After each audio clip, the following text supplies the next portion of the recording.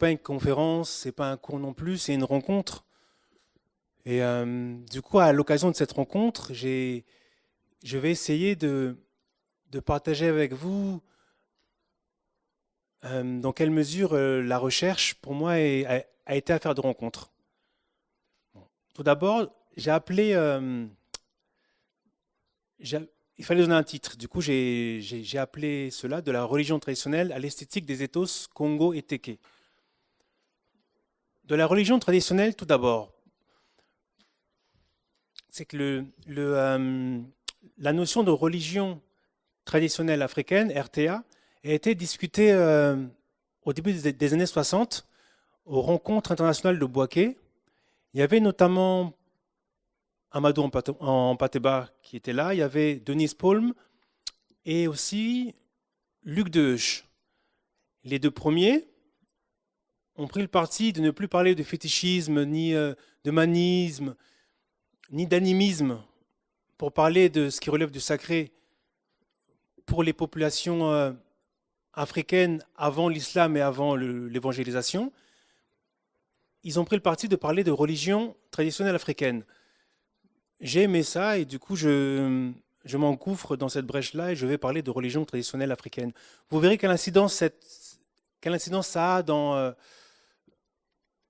la présentation des œuvres qui vont suivre. Donc de la religion traditionnelle à l'esthétique. Esthétique, c'est philosophie de l'art. Comme ma formation, c'est la philosophie, j'ai essayé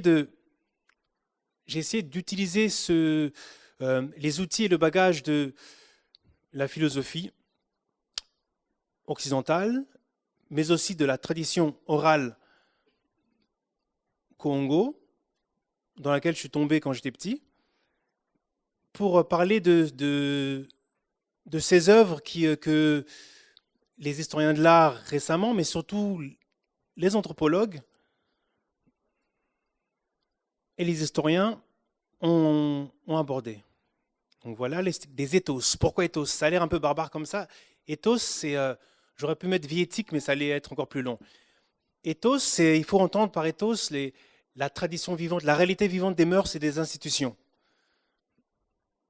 Tradition vivante, mœurs, en allemand, il dirait die Sitte. Et voilà, c'est parce que parler d'ethnie, ça ne m'était pas possible parce que l'ethnologie est fille des temps coloniaux. Et certains, dont Lévi-Strauss a pu écrire par exemple que ethnie équivaut à identité culturelle. Bah, parlons d'identité culturelle alors et pas d'ethnie. Mais ethos, j'aime bien. J'ai écrit 2012 collaboration. Venezuela, Cuba, Brazza, Paris, Berlin, Leipzig, Brazza et Pointe-Noire. Dans l'ordre. Ce que vous voyez à l'écran, en fait, c'est la première page d'un rapport que j'ai fait à la suite d'une bourse des collections. J'ai été lauréat d'une bourse des collections du musée Quai Branly en 2013. C'est la première fois que j'appliquais. C'est la première fois depuis la fin de ma thèse qui était en 2013 que j'appliquais pour une bourse de ce type. Ben, il s'avère que ça a fonctionné.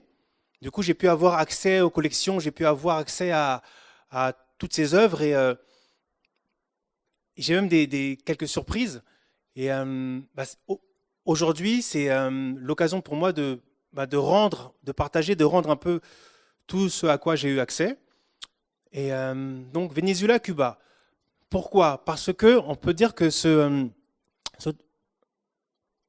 le travail de chercheur, pour moi, s'est inauguré par une rencontre. Une rencontre au Venezuela, alors que je travaillais sur les mouvements sociaux afrodescendants et leur positionnement par rapport à la révolution bolivarienne. Mais je savais aussi qu'au Venezuela, il y avait une diaspora congo importante. Du coup, j'étais au Venezuela pour ces deux choses. J'ai rencontré un Cubain qui travaille sur la religion traditionnelle, non seulement africaine, mais des afrodescendants également. Donc, en 2012, j'ai effectué un voyage avec lui à Brazzaville. Il était déjà allé en Angola, au Cabinda, en RDC, mais maintenant il voulait essayer d'aller au Congo-Brazzaville pour voir quel était l'état de la religion traditionnelle dans ces frontières-là. Nous y sommes allés. Depuis 2003, date de mon premier voyage au Congo. Moi qui suis né ici, depuis 2003, j'avais noué des relations avec le CIREC. Donc, j'ai présenté mon ami cubain à mes amis du CIREC et on a commencé à une collaboration qui perdure jusqu'à aujourd'hui. Donc, Venezuela-Cuba, parce que c'est au Venezuela que j'ai rencontré un Cubain qui a fait qu'avec le CIREC, on a commencé à travailler plus étroitement. Brazzaville, parce qu'on est à Brazza. Paris, parce que j'ai eu accès aux collections de ce musée-là qui se trouve à Paris. Berlin, parce que dès que j'ai été lauréat, je me suis dit, c'est le moment, parce que c'est un peu comme dans Le Petit Prince, vous savez, ce Turc qui fait une démonstration sur la planète du Petit Prince et on lui explique, parce qu'il est habillé comme un Turc, parce que c'est pas clair. Mais comme j'étais lauréat ici, je suis allé au musée de Berlin en expliquant que oui, je suis un lauréat du... Ah, mais venez, du Cabranly, rentrez. Voilà. Du coup, à Berlin, à Leipzig, j'ai fait la même chose, tapis rouge, et on a accès aux œuvres, et c'est ce qui est important. Les enjeux du rapport 3M. Quels ont été pour moi les enjeux de ce rapport-là? Vous allez le voir au fil des... ça passe vite le temps. Les 3M. Au centre d'études africain de l'EHESS, où j'ai travaillé sous la direction de Ilikem Bokolo, il avait l'habitude de synthétiser. Comment peut-on synthétiser les agents européens en Afrique, 19e siècle, les 3M, missionnaires, marchands, militaires, marchands. Le 4e M, on m'en a parlé seulement en septembre, là, c'est Doudou Diène, l'ex-président de la route des esclaves à l'UNESCO. Le 4e M, c'est la mémoire, c'est l'enjeu. Et les 3 M, c'est l'histoire, mais le 4e M, la mémoire, c'est actuel. Et un des enjeux, pour moi, par rapport aux œuvres auxquelles j'ai eu accès dans ce rapport-là, était de chercher quel était leur nom originel, leur fonction originelle. IRM, c'est la surprise, je ne vous en dis pas plus. Innovation. Parce que comme ma démarche s'appuie pour une part sur la philosophie, pour une autre part sur la tradition orale, les contes, les chansons, les proverbes, Ngunu. Ngunu parce qu'en 2003, lors de mon premier voyage au Congo, je suis arrivé à Pointe-Noire et c'est là qu'on m'a parlé de Ngunu pour la première fois. C'est un érudit local, Théous, le vieux Théous, décédé aujourd'hui, qui m'a dit « Mukwangunu, Mutengunu ». Ça veut dire en Kiteke que les Congos et les Teke auraient une ancêtre commune qui s'appellerait Ngunu. Nous continuons. La dernière fois en septembre dernier, j'avais présenté mes travaux, j'avais fini par cette scène. Je commence par cette scène, cette fois-ci, parce qu'elle réunit l'essentiel de ce dont il est question ici.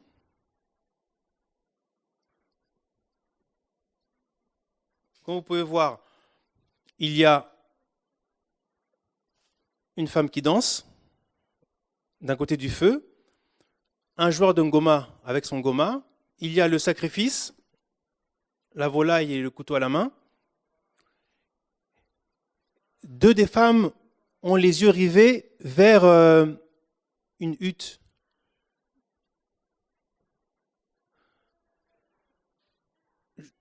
L'auteur de cette scène, Simone Sondé, ici présent, quand je l'ai questionné sur cette hutte, l'a appelé Nzoyabanchita ou Nzoyabankita, la demeure, la maison d'Enkita, qu'on pourrait appeler esprit ou génie, voilà. Mais il y a aussi, tout près du feu, si vous faites bien attention, il y a une statuette rituelle. Vous pouvez voir que le ventre est illuminé, il y a sans doute un miroir, et les yeux aussi. J'ai intitulé cette page-là « Un art rituel ou sacré ». C'est une Nkisi parce que c'est par l'imaginaire, c'est une mise en contexte de ces œuvres, de ces objets, de ces C'est une illustration de la religion traditionnelle, Congo en l'occurrence. Je poursuis. Voilà, c'est que je suis là à l'occasion de la sortie de ce livre-là, Bateke. Un an auparavant, il y avait eu Bakongo, qui est un ouvrage encore plus collectif que Bateke, où il y avait Jean Sondé, mon grand frère, qui avait écrit dans le geste Congo, c'était au musée d'Aper qui a fermé malheureusement. Il y avait Alain Lecomte, qui est un expert et un collectionneur, et Raoul Lehuard. Et cette collaboration était intéressante parce que réunir sur un même ouvrage les collectionneurs, un anthropologue et des chercheurs, mais qui travaillent depuis l'intérieur, comme on dit. C'était. Mais enfin, j'ai remercié, mais je remercie la galerie Abla Alain Lecomte. En fait, ils ont lu le rapport que j'avais fait pour le musée du Quai Branly. Et notre collaboration a commencé comme ça. Il m'a demandé, c'est la première fois qu'on me demandait quels étaient mes honoraires. Je ne savais pas, justement. Du coup, je me suis renseigné auprès des collègues. Mais enfin, c'est pour montrer comment est Alain Lecomte. C'est quelqu'un qui est. Alain et Abla Lecomte sont très carrés, très droits et sont des passionnés. Et il y a ça aussi. Parmi les collectionneurs, il y a des ordures, bien sûr, mais il y a aussi des passionnés. Voilà, fixons un peu les choses. J'aimais cette carte parce que ça fixe les choses. Vous avez le fleuve Congo. Vous voyez le fleuve là, voilà. Congo sur la rive sud du fleuve, avec un petit bout, vous savez, qui dépasse. Ça c'est important, hein, cette petite excroissance de l'état de Congo au nord du fleuve. Vous avez sur la côte Loango, vous avez Tio, Teke.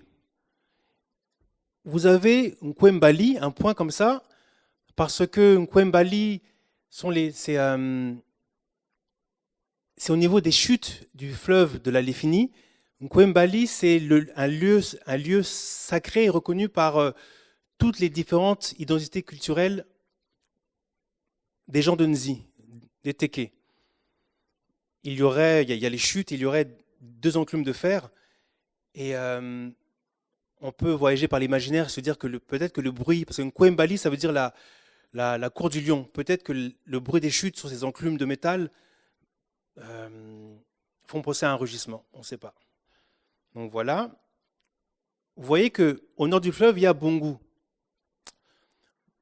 C'est de l'état de Bongo que viendrait Lukeni, celui qui a fondé le Congo, qui est le plus connu, parce qu'avant l'état de Congo d'Yantotela, peut-être qu'il y a eu des états précédents, mais celui qui est documenté, celui pour lequel on a beaucoup d'informations, c'est Congo d'Yantotela, ce Congo-là, qui a pour capitale Mbanza Congo. Je ne sais pas si vous pouvez lire, parce que vous pouvez lire.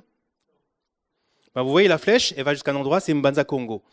Il y a une autre flèche qui va vers la côte, Ngoy, avec Bunzi, qui est un lieu sacré. Bunzi est une divinité, comme Mbumba, comme Funza. Et donc cette flèche de Bungu serait partie aussi une partie des Congos qui serait remontée et aurait fondé l'état de Loango. On sait que ce sont sans doute des forgerons qu'on appelle Bouvanji qui auraient fondé l'état de Loango. Donc là, pour fixer les choses, donc Loango, civilisation Congo, au nord du fleuve. L'état de Congo, civilisation Congo, au sud, avec une petite partie qui correspond à peu près à la province de Nsundi, mais on verra une petite partie au nord, et Tio. Et vous voyez que au niveau du pôle, il y a un endroit où il y a un enchevêtrement. Il y a une relation forte entre Congo et Teke. Cette relation-là, on la retrouve jusqu'à aujourd'hui, non seulement dans le propre que je vous avais dit, mais on le retrouve dans des traits esthétiques sur des sculptures, sur des masques, sur des peintures. Et j'ai une autre carte qui précise un peu les choses. Vous voyez, là on fait un focus, on voit toujours le royaume on parle de royaume maintenant, le royaume ou l'état de Loango, le royaume Tio, vous voyez le fleuve. Vous pouvez vous rendre compte que ce qu'on appelle le royaume de Congo, état de Congo, étaient principalement au sud. L'actuel Angola et l'actuel RDC.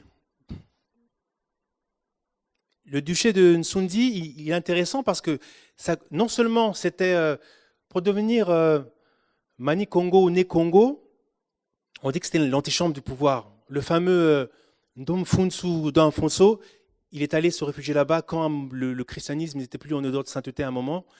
Et le duché de Nsundi est intéressant parce qu'il correspond à cette zone d'enchevêtrement dont je vous parlais tout à l'heure, entre civilisation Congo et Téké. Je continue. RTA et art, espace de corrélation ou tectonique des peuples. Espace de corrélation, c'est Cécile Fromont qui travaille justement sur la corrélation entre christianisme. Elle travaille sur le christianisme du Congo à partir c'est une historienne de l'art, à partir des représentations. Ce qu'elle appelle l'espace de corrélation, moi j'appelle ça tectonique des peuples, parce qu'on a tous appris à l'école ce qu'était la tectonique des plaques, qui est un abus de langage. J'assume que parler de tectonique des peuples, c'est aussi un abus de langage, comme parler de vitesse de la lumière. Mais vous voyez ce que je veux dire.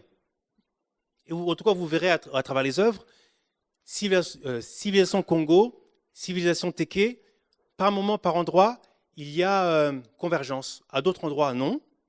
Mais voilà. Ces deux statuettes sont intéressantes. Dans le geste Congo, elles étaient mises en avant surtout pour la pose en tailleur, Fundankata, qui signifie le repli sur soi, la méditation, la concentration. Moi, je les ai choisis pour partager avec vous deux observations. Vous pouvez voir que les incisives sont taillées. Ce signe-là permet, en fait, pour un œil exercé, de savoir qu'il s'agit de l'identité culturelle Yombe. Donc, parmi les Congos, il y a les Yombe, les Yombe, leur ère originelle correspond à peu près à l'état de Bungu, vous vous rappelez, juste au nord du fleuve. Donc, ces incisions permettent, avec certitude, comme la coiffe qu'on appelle coiffe Pemba, il s'agit de statuettes Yombe. Vous pouvez voir sur l'une d'elles un symbole de type mandala, un cosmogramme au niveau du tatouage, vous voyez. Sur l'autre, on peut voir des clous de laiton. Ces clous de laiton, en réalité, permettent de situer, permettent de dater à peu près la confection de cette statuette milieu du XVIIIe, XIXe siècle, parce que le laiton européen a peu à peu supplanté le cuivre, comme, non seulement chez les Congos, mais aussi chez les Téké, comme unité de valeur. Nous continuons, j'ai beaucoup de belles images à vous montrer. Voilà, le style de Mayama. C'est Raoul Lehuard qui a publié des ouvrages sur les Congos et les Téké. Il a un ouvrage qui est intéressant qui s'appelle Les centres de style. C'est essayer d'élaborer une méthodologie pour pouvoir situer ce qu'on voit. Mais ce qui est intéressant dans cette posture, dans cette sculpture, c'est qu'au moment de son acquisition, c'est un nganga, donc un thérapeute traditionnel Sundi, qui vivait parmi les populations Wumu, donc Téké, c'est lui qui la possédait. Et j'ai trouvé ça intéressant pour illustrer ce dont je vous parlais, la technique des peuples. Donc, c'est un nganga qu'on appelle nga, donc chez les Téké. C'est un nganga Sundi, donc Congo, qui officie comme thérapeute au sein de populations Téké, parce qu'à Mayama comme à Pangala, jusqu'à aujourd'hui, il y a interrelation entre ces civilisations. Cette statuette qui fait partie de l'ancienne collection Lehuard est actuellement au Louvre. Ce que vous ne voyez pas là qui est intéressant par rapport à la... Bon, on retrouve des clous de laiton sur les avant-bras. Ce genre de coiffe, en cimier, Mupani, est typiquement Teke. La barbe trapézoïdale aussi. La petite taille, vous savez, c'est un peu comme euh, c'est un peu comme les longues barbes que les Chinois ont parfois, mais là c'est court. C'est ça. Et il y a un clou en laiton ici. Et il y a un petit élément, c'est un détail, mais c'est important. Bah, comme on y est en détail, si vous voyez, le dos de la statuette est un peu plus clair. Ça veut dire qu'entre le moment de l'acquisition et sa mise en exposition, ici, donc, en fait, dans ce petit siècle, il y a eu manipulation, il y a des choses qui ont été retirées. Pourquoi? Ça, je ne sais pas, mais on peut voir. Après, on peut voir que la force de la nuque, la posture comme ça, évoque de la noblesse, de la puissance. Ça, c'est le style de Mayama parce qu'il y a, notamment dans cet ouvrage, mais en général, dans la statuaire, vous retrouverez beaucoup de statuettes comme ça, dans cette posture-là, avec les traits du visage réellement de ce style-là. Je continue. Vous remarquez la coiffe qui indique qu'il s'agit d'une statuette Teke. Dans la notice, il y avait écrit statuette magique. J'ai laissé magique, mais j'ai barré statuette rituelle masculine à coiffe, Mupani et remède, Bilongo. Vous noterez que les Congos appellent aussi ces remèdes thérapeutiques Bilongo. Ce que vous voyez à côté sont des images des IRM. C'est que quand j'ai été lauréat d'une bourse des collections du Quai Branly, j'ai rencontré Christophe Moulira qui m'a montré ce qu'ils avaient commencé à faire un peu de façon aléatoire, à faire passer des IRM à certaines sculptures pour sans abîmer la pièce, pour pouvoir avoir une idée de sa constitution interne et du coup de la fonction. Là, par exemple, pour celle-là, on voit la charge ventrale. Chez les Congos, comme chez les Teke, si on veut bien considérer ces statuettes comme des êtres vivants, la précédente, on ne pouvait pas le voir là, mais les oreilles sont percées, les orifices sont en face, il y a circulation. Là, vous voyez, ce que permet l'IRM, c'est de se rendre compte qu'il y a une pointe de métal fichée. Vous voyez, il y a une petite couleur différente au niveau de. Moi, je l'ai à gauche. Donc, on peut voir, il y a des plumes. On peut voir que dans la masse de remèdes, il y a comme deux époques. Vu qu'il y a comme une première strate et une deuxième strate. Ça fait que, sachant cela, un chercheur qui voyagerait au Congo, qui irait parler à des sculpteurs d'une part, mais aussi à des Ngas ou à des personnes âgées qui connaissent la tradition. Moi, mes amis du CIREC, par exemple, de partager avec eux ces photos, ça leur permet aussi là-bas de jouir de la technologie et de l'argent du contribuable qui a été utilisé ici pour effectuer ces IRM, pour continuer la recherche. Donc, un premier exemple. Moi, j'avais eu accès à ces photos, je m'étais dit, oh, super. Et après, on m'a demandé mon avis. Par rapport à d'autres pièces, on m'a demandé, d'après moi, quelle autre pièce serait intéressante à. J'ai donné mon avis et il y a eu des choses intéressantes. Autre style, encore Teke, autre coiffe. Statuette rituelle masculine à coiffe, Imu et remède, Bilongo.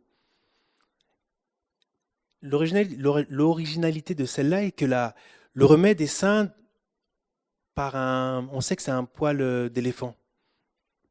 Comme a priori, ces statuettes étaient censées procréer du bien-être, ça peut ouvrir des pistes. Des pistes pour formuler des hypothèses.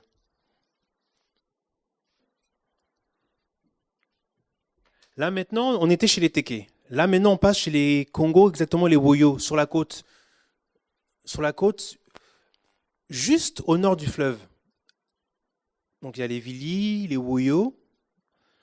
Et voilà ce que les IRM permettent En fait, pendant ma thèse, j'ai mis au point une méthodologie pour essayer de me simplifier les choses. C'est que chez les Congos, par exemple, Une chercheuse, mhm, une chercheuse proposait, dans la religion traditionnelle du Congo, on peut dire qu'il y a trois dimensions. Une dimension qui transcende euh, les matriclans, Mbila Zamakanda, qui transcende les familles pour embrasser tout un territoire, toute une région. Il y a une autre dimension qui a trait avec ce qu'on appelait le culte des ancêtres à l'époque, qui a trait avec la louange des aïeux. Et il y a une troisième dimension qui est celle de l'antagonisme entre la volition néfaste, c'est-à-dire, en fait, entre la malfaisance occulte et son pendant, la défense. Il y a une... Voilà. Voilà. Là, ce qui est bien, c'est que vous pouvez voir que un peu plus que dans la statuaire Teke qu'on a vue, là, il y a une charge aussi importante située au niveau de la tête de la statuette. Et il y en a deux. Mbumba, comme Bunza, comme Funzi, sont des entités spirituelles, des puissances, certains diraient puissances de la nature, sont des entités spirituelles universelles, on pourrait dire, au sens où elles embrassent tout un territoire. Voilà. Là, on est chez les Vili maintenant. Cette pièce-là, en fait, je suis allé en 2012, non, en 2013, je suis allé au Congo avec une photo de cette pièce-là, parler avec le conservateur du musée de Luango. Il m'a dit, il pensait que ce Chinzu était une sorte d'oracle, qui pouvait permettre de savoir si l'issue d'un conflit serait positif ou négatif. Il était persuadé qu'à l'intérieur, il y avait quelque chose qui devait être noué. Et moi, riche de ces informations, quand je suis venu ici, qu'on m'a demandé mon avis, j'ai dit oui, cette pièce-là, il serait intéressant et effectivement, comme vous pouvez voir, il y a quelque chose qui est sans doute une pierre et une poche qui est sans doute en cuir. On continue. Grâce à l'IRM, on a pu déshabiller, entre guillemets, la structure qui s'appelait récipient magique. Je l'ai appelé rituel sainte vannerie, c'est quand même plus poétique et c'est plus joli. Donc on peut voir une double rangée de noix de palme. Après, on peut voir la poterie elle-même. Rien que le dessin de la poterie, pour un potier ou pour ceux qui ont étudié ça, c'est une source d'information stupéfiante. On peut voir en couleur ou en noir et blanc ce fameux sachet qu'on suppose être en viscère d'animal ou en cuir. Et on peut voir différentes strates de dépôt avant cette cavité inaccessible. On continue. Ma photo préférée, la photo technologique, entre guillemets, la plus intéressante selon moi, c'est celle-là. Il n'y a pas de couleur, mais on peut voir qu'il y a même des éléments qui brillent. C'est qu'avec cette technologie, on peut, en réglant l'objectif, on peut faire ressortir les matières organiques ou les matières métalliques. Ça demande du temps. Donc, souvent, quand ça demande du temps, ça peut demander de l'argent. Parce qu'il faut que des personnes puissent être là à jouer avec cet appareil pour faire ressortir des choses. Mais là, on voit bien les différentes strates. On voit bien que ce n'est pas la même chose. Et on voit la cavité qui est laissée pour ce qui scintille là est du métal. En quoi c'est intéressant pour des recherches futures aussi, c'est que au musée de Herrnhut en Allemagne, ils avaient aussi deux pots rituels comme ça, avec aussi un amas dense. On peut supposer que c'est pas que de la terre. C'est pour ça que j'ai mis terre entre guillemets. Il supposait que c'est de la terre sacrée. On peut supposer qu'il y a autre chose que de la terre. L'autre photo, c'est au musée de Leipzig, parce que j'ai pris le parti, si je peux, là où il y a des œuvres, si je peux y aller, je vais, tout simplement. Ce qui est intéressant, c'est que cette pièce-là vient du Suriname.